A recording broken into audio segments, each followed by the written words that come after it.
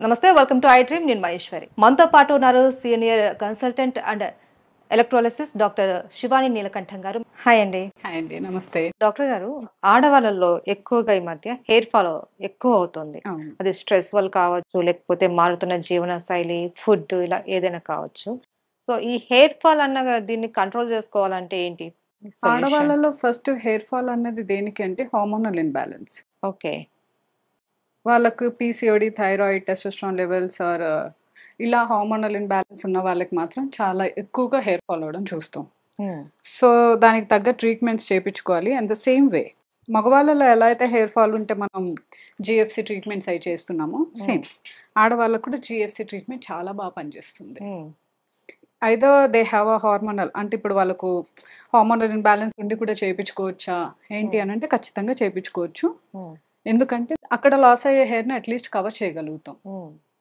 ఎలాంటిది like PCOD ఉన్నప్పుడు చాలా ఎక్కువ హెయిర్ ఫాల్ అయిపోవడం, అన్వాంటెడ్ హెయిర్ రావడం, పింపుల్స్ రావడం అన్నది చాలా సర్వసాధారణంగా జరిగే విషయం. థైరాయిడ్ వాళ్ళకు కూడా ఉంటుంది, చాలా ఎక్కువగా ఉంటుంది. పాపం అలా ఫేస్ చేసే వాళ్ళు చాలా ఎక్కువ మంది ఉన్నారు. అలాంటి వాళ్ళు కూడా జిఎఫ్సి చేయించుకోవచ్చు. వాళ్ళకు కూడా చాలా బాగా యూస్ అవుతుంది.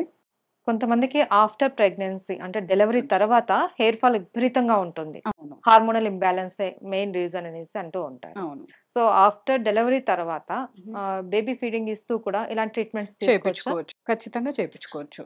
డాక్టర్ గారు, చాలా మంది కొద్దిగా వైట్ హెయిర్ కనపడంగానే అమ్మ మాకు వైట్ హెయిర్ వచ్చేసింది అనేసి వెంటనే డై వేసేస్తూ ఉంటారు. సో ఆ డై వల్ల ఏమైనా ప్రాబ్లమ్స్ వస్తాయా? ఖచ్చితంగా హెయిర్ డై వల్ల హెయిర్ ఫాల్ అవ్వడం అన్నది, డ్రై అవ్వడం అన్నది చాలా దారుణంగా జరిగేది. అందరికి చాలా వరకు చెప్తాం, మాక్సిమం అవాయిడ్ చేయండి హెయిర్ డై చేయడం కానీ, లేకపోతే ఇంకా కండిషనర్స్ యూజ్ చేయడం కానీ అలాంటివి. ఎందుకంటే స్పెషల్లీ మగవాళ్ళకు చాలా లెంత్ చాలా చిన్నగా ఉంటుంది. అందుకని అలాంటి వాళ్ళ కండిషనర్స్ వాడినప్పుడు డైరెక్ట్ ఫాలికల్లోకి వెళ్తుంది. దానివల్ల ఎక్కువగా గ్రోత్ ఫాల్ అయిపోవడం అలాంటివన్నీ అవుతుంది అనమాట.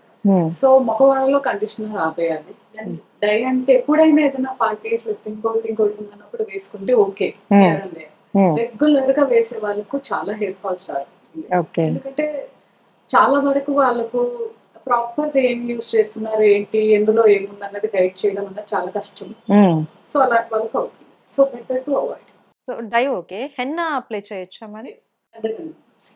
కాకపోతే హెన్నా వల్ల బ్లాక్ అవుతుంది, రెడ్ అవుతుంది కాబట్టి ఓకే, అది వాళ్ళు if they are okay with it happily go. Okay. So red hair అయినా పర్లేదు కానీ హెన్నా వాడడం బెస్ట్ అంటారు. ఇప్పుడు జెంట్స్ అంటే కండిషనర్ అది వాడొద్దు అనేసి అంటున్నారు. ఫిమేల్ అయితే వాడుకోవచ్చు కదా? ఎస్, అది కూడా ఏదైతే స్కాల్ప్ ఉందో స్కాల్ప్ దగ్గర టచ్ అవ్వకుండా దాని నుంచి కిందకు పెట్టుకోవచ్చు. ఓకే. సో షాంపూ అన్నది కొన్నిట్లో కెమికల్ ఎక్కువగా ఉంటుంది, కొన్నిట్లో కెమికల్స్ తక్కువ ఉంటాయి. సో ఎలాంటి షాంపూ వాడడం బెటర్? అది ఏ ప్రాసెస్లో షాంపూ వాడడం బెటర్?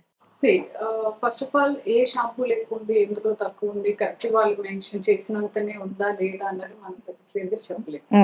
అలాంటప్పుడు ఏంటి అంటే బెటర్ టు కొంచెం క్లినికలీ ఉన్న షాంపూస్ యూజ్ చేయడం, లేదా సజెస్ట్ చేసినవి వాళ్ళ డాక్టర్స్. అంటే వాళ్ళ స్కాల్ప్ ఒక్కొక్కరితో ఒక్కొక్కలా ఉంటుంది. అందరూ అనుకుంటారు ఒకే స్కాల్ప్ ఒకటే అని.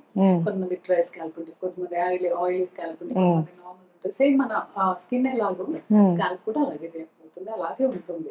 సో దానికి తగ్గట్టు స్కాల్ప్ అనాలిసిస్ చేసిన తర్వాత ఓకే. అంటే చాలామంది హెయిర్ ఆయిల్ అప్లై చేస్తూ ఉంటారు. కొంతమంది దాంట్లో విపరీతమైన ఏంటంటే కొన్ని ఈ ఆకులు, పువ్వులు ఇవన్నీ వేసి దాన్ని బాయిల్ చేసేసి ఆయుర్వేదిక్ ఆయిల్ అనేసి దాన్ని అప్లై చేస్తూ ఉంటారు. ఇదేమైనా రిజల్ట్ ఇస్తుందంటారా హెయిర్కి? ఓకే, ఖచ్చితంగా ఇస్తుంది. ఎందుకనంటే ఒకప్పుడు మన పూర్వీకులు అందరిలో చూసుకుంటే కనుక ఖచ్చితంగా వాళ్ళు ఆయుర్వేదికంగా అంటే చాలా న్యాచురల్ వేలోనే గ్రో చేసిన వాళ్ళు ఉన్నారు. అండ్ అంత పొల్యూషన్ లేదు, ఫుడ్ కూడా అంత ఇదిగా లేదు కాబట్టి ఎస్ అది రన్ అయ్యింది. ఇప్పుడు కూడా మేము వీటన్నిటితో పాటు నన్ను కూడా చాలా మంది అడుగుతారు ఆయిల్ చేయొచ్చు, ఆయిల్ ఇది వేసి అది వేసి కాదు. మీరు ఏది హ్యాపీ అని ఫీల్ అవుతే ఏది పనిచేస్తుంది అనుకుంటే అది వాడండి. టాపికల్గా ఏమి రాసినా కూడా దానికి పెద్దగా ప్రాబ్లమ్స్ వస్తాయి అంటే ఇలాంటి పువ్వులు కానీ కనకంబరాలు అది ఏదో సంథింగ్ చెప్తున్నారు. అయితే కొంతమంది ఆయిల్ వల్ల ఎటువంటి యూజ్ లేదు, దాన్ని వాడకండి అనేసి సజెస్ట్ చేస్తూ ఉంటారు? నా పర్సనల్ అంటే ఒక్కొక్కరి అభిప్రాయం ఒక్కొక్కటి. నేను డ్రై స్కాల్ప్ ఉన్న వాళ్ళకి ఆయిల్ యూస్ చేయడం అనేది మంచి పని అని చెప్తాను. అదే సేమ్ వే ఆయిల్ స్కాల్ప్ ఉన్న వాళ్ళకి బెటర్ టు అవాయిడ్ అని చెప్తాను. ఎందుకంటే ఇంకా ఎక్కువ ఆయిల్ వస్తుంది, దాని నుంచి ఎక్కువ స్టిమ్యులేట్ అయిపోయి దానికి ఇంకా జిడ్డుగా రకరకాల విధాలుగా ఏమొచ్చినా స్టిక్ ఆన్ అయిపోతుంది స్కాల్ప్ మీద.